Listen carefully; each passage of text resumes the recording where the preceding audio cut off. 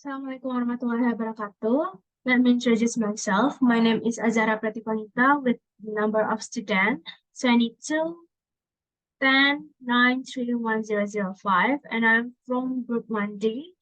And in this session, I want to explain my project about ergonomic kitchen design planning.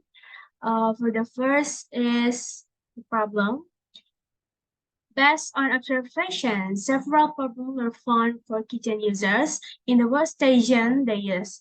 These problems include the small and narrow size of kitchen, so that workers are not free to move. The distance between the upper cabinets is too high, so that workers are not free to move. And lack of facilities that cause a decrease in productivity and physical problems in the body of workers. This project is meant to plan a kitchen design that is in accordance with the anthropometry of the worker's body. In this case, we use the anthropometric data of the body of industrial engineering student batch 2022. For the proposed draft, the kitchen we designed can be seen as the picture, which has one customer table, one waiter table, two hanging cabinets, one kitchen set, and three customer chairs and other tools. The kitchen designed for a worker capacity of 2 people with a corridor type layout, which is the most efficient type of layout in the use of circulation space, and this corridor layout gives a broad impression, making it easier for workers to move freely.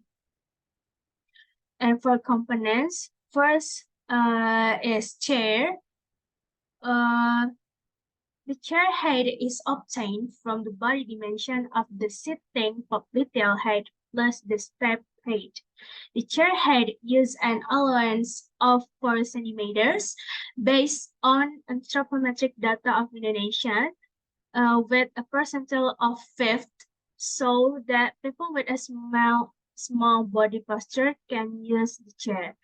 And the length and width of the chair are obtained from the hip width body dimension using an allowance of 10 centimeter based on Indonesian anthropometric data, and use 50th percentile, which aims to make all customers with various body postures can use the chairs. And next, we have table. For the table, the picture above shows the component of the customer table directly opposite the waiter's table.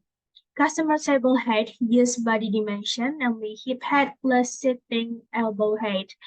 In this case, using an allowance of 4 centimeters based on Indonesian anthropometric data, and the percentile used is 50, so that a customer with various body dimension can use this table.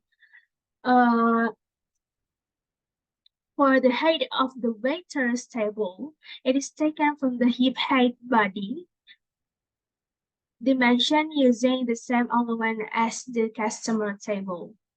For the width of the table, using the dimension of the body, namely reach forward with an allowance for centimeter based on Indonesian anthropometric data, and percentile 95th, so that people who have large body proportions can use the table.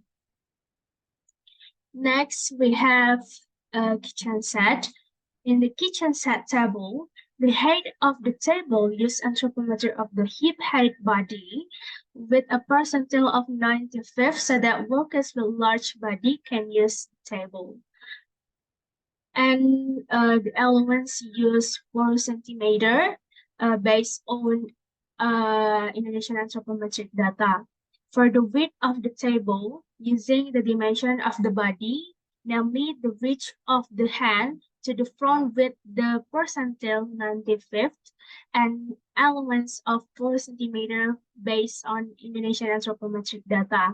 This is used so that people who have a large posture can use the table. For the upper shelf is made using the body dimension of the height of the hand, reach up to the 5th percentile, so that workers who have a short Body posture can still reach the glutes on the upper self with an allowance of 15 centimeter based on anthropometric data of Indonesian. And that's all my presentation. Thanks for your attention and wassalamualaikum warahmatullahi wabarakatuh.